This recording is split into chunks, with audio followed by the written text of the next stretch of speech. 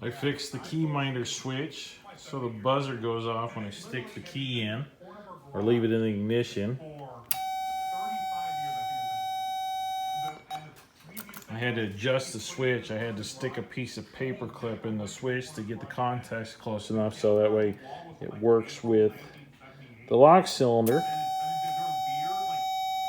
And the power probe is my buzzer now, testing the circuit and also giving me the sound. So you can see it works. Gotta make sure the stuff works before you put it in the car because they don't want to find out later it doesn't work after trying to fix everything.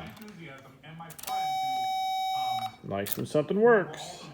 After working so hard on this thing, it's great.